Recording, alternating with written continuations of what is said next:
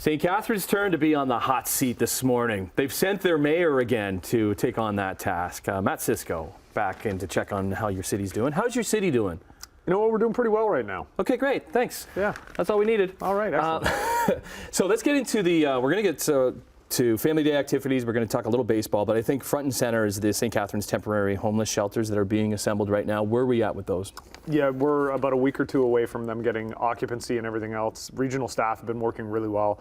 Our planning department did a good job getting permits in place, so you know, they're putting the final touches on it, but we're hoping we're going to have occupancy and be able to start bringing people in the next 2 weeks. And how many people? 55 beds. So this is going to be the temporary shelter where we keep searching with the region. Region wants to open a permanent shelter. They need to identify the site and figure out what needs to be done. So this is the interim step for the next 2 years. And how's the neighborhood doing?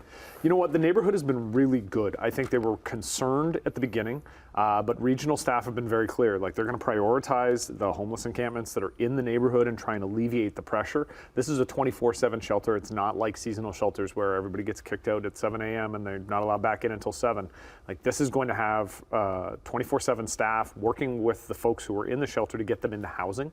The neighborhood has been good about it, and you know, they're going to come through and get a tour of the shelter before the residents are in there just to see what it's all about. And how do you get people, how do you know who gets in there?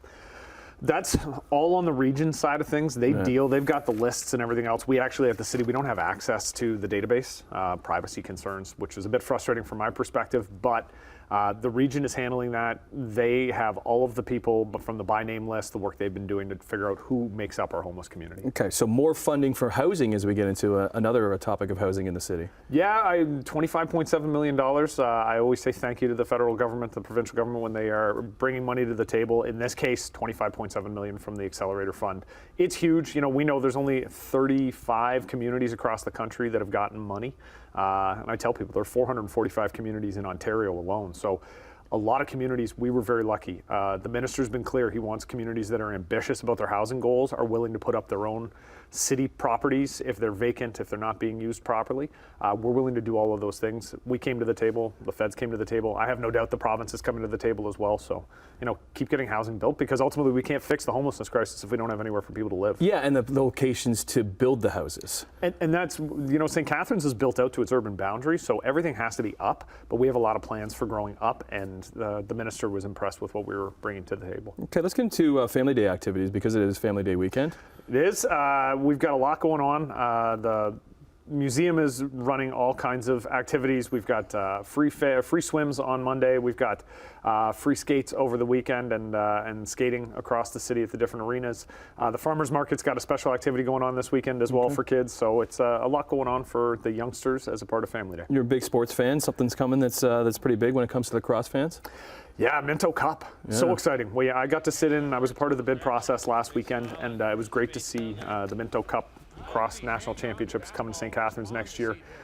We have junior A athletic lacrosse is, you know, I think right at the very top of the lacrosse infrastructure in this country. St. Catharines has been a hotbed and a home for lacrosse for a long time. We've got the Hall of Fame for lacrosse at our museum at Lock 3. You know, there's just so much excitement about this, and the Canada Games facility is currently being used, but this is going to be at the Meridian Centre because we know like 5,000 fans a game is doable for Minto. Yeah, a lot of talented lacrosse players from the Niagara region, and either it's like Bandits or Rock who they cheer for. Yeah, we hope it's more Rock. Well, unfortunately, I cross the ditch every once in a while to check out a Bandits game, so I'm not going to say I don't love the Toronto Rock, but you know, the Bandits have a special place in my heart. This seems to be a theme between us, because you also cross the ditch for that other team that's horrible and wears pinstripes when it comes to baseball. You just have bad taste. Hey. I don't know what to tell you.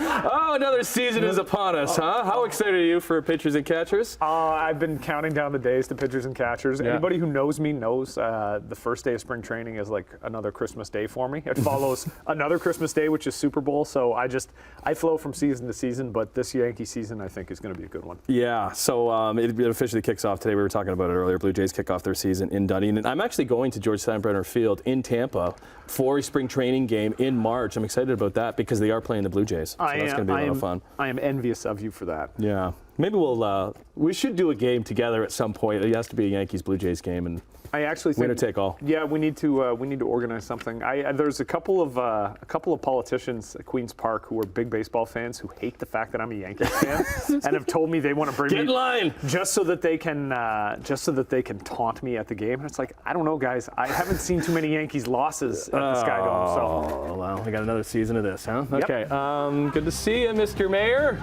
he says through gritted teeth.